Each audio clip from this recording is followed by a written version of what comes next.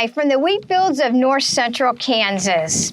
So as you can see here in the wheat field behind me, it won't be long and the combines are going to start rolling and we're going to be bringing in the 2019 wheat crop. Hello, my name is Sandra Wick. I'm the crop production agent for the Post Rock District of K-State Research and Extension. Well, it looks like the potential is pretty good for our wheat crop for this year. Last fall, producers had a little bit of difficult time getting it in because of the abundant moisture that we had from Mother Nature. But this spring, Mother Nature has cooperated with us just a little bit better. We've had some abundant moisture to go on and carry this wheat crop through the season here. This is a really busy time for farm families, and it can be very stressful as well. So, as you know, the whole entire farm family is pretty much involved in the whole harvest process. You know, there could be some new, young, inexperienced farm family members, and yet on the other hand, there could be some very experienced family members that have had many, many years of wheat harvest experience.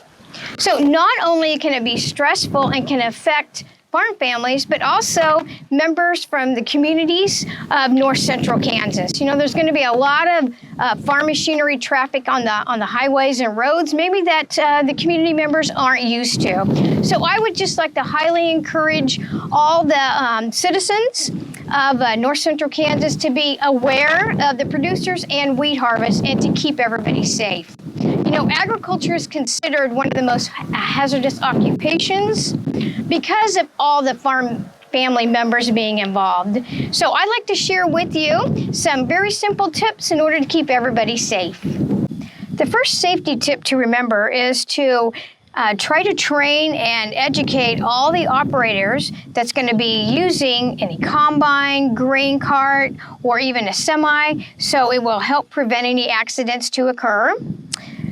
There's lots of breakdowns and things that can occur on some farm machinery. So the next safety tip is to be sure when you get down off of that tractor or piece of equipment, you shut it down completely, take the key and make sure all moving parts are stopped completely before you work or make any adjustments on any of your machinery.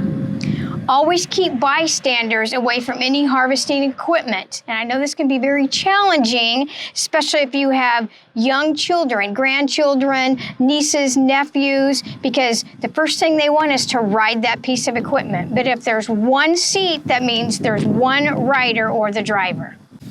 Another important safety step to remember is to share the road with everyone. As I mentioned previously, there's going to be a lot of traffic on the roads and highways that maybe other citizens aren't used to. So when it's maybe necessary to move that heavy, slow-moving machinery, to maybe try to pick a time where some light traffic flow to kind of minimize any accidents that may occur.